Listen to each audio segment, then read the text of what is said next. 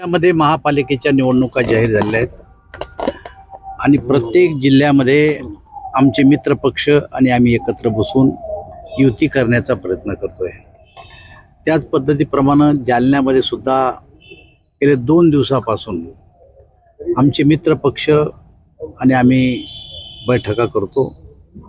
कालही बबनराव लोणीकर, अर्जुनराव खोतकर, कैलाश गोरंट्याल, भास्करआबा दानवे, अरविंदजी चव्हाण, ब्रह्मानंदजी चव्हाण असे सर्व आमचे मित्रपक्ष एकत्र बसलो।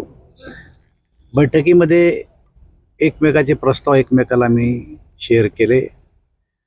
कोणी कोणत्या जागा मागितल्या त्याच्यावर आम्ही आज आमच्या पक्षाचे सगळे नेते एकत्र बसून चर्चा करणारे, ते त्यांच्या पक्षाचे नेते एकत्र बसून चर्चा करणारे आणि आज 4 वाजता आमची पुन्हा एकदा युतीच्या संदर्भामधली बैठक आहे।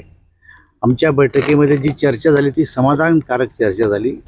या शहराच्या विकासासाठी आपण सगळ्यांनी एकत्र यावं, या शहराच्या जनतेची भावना आहे आणि ती भावना डोळ्यासमोर ठेवून आम्ही एकत्र बसण्याचा निर्णय घेतलेला आहे। आणि मला असं वाटतं की अंतिम टप्प्यात युतीची बोलणी आमची सुरू आहे। जालना शहर हे विकासाला मतदान देणारं शहर आहे। कोणी कितीही काही जरी केलं आणि काही बोललं तर त्याकडे दुर्लक्ष करून शेवटी जो कोणी पक्ष विकास करेल त्याच्या पाठीमागं मतदान करणारं हे शहर आहे। त्यामुळं आम्ही आज पुन्हा एकत्र बसून या विषयावर चर्चा करू। जागा वाटपाचा फॉर्म्युला ठरलाय आज ठरण्याची शक्यता आहे। असं आहे की जागा वाटपाचा फॉर्म्युला आम्ही एकमेकाला शेअर केला।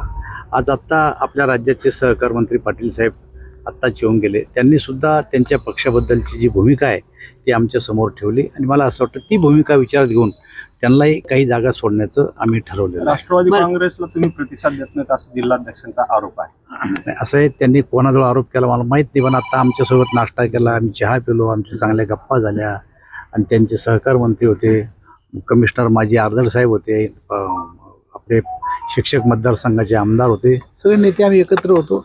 मला वाटतं ते काही असं म्हणले काही आमच्या ऐकत नाही। पण एकूण जागा 65 आहे, त्यापैकी दोन्ही पक्ष शिवसेना आणि भाजप 40 जागेसाठी आग्रही असले। मला असं वाटतं की आता आम्ही शेअर केलंय, फायनल निर्णय कोणताच झाला नाही आज निर्णय होईल।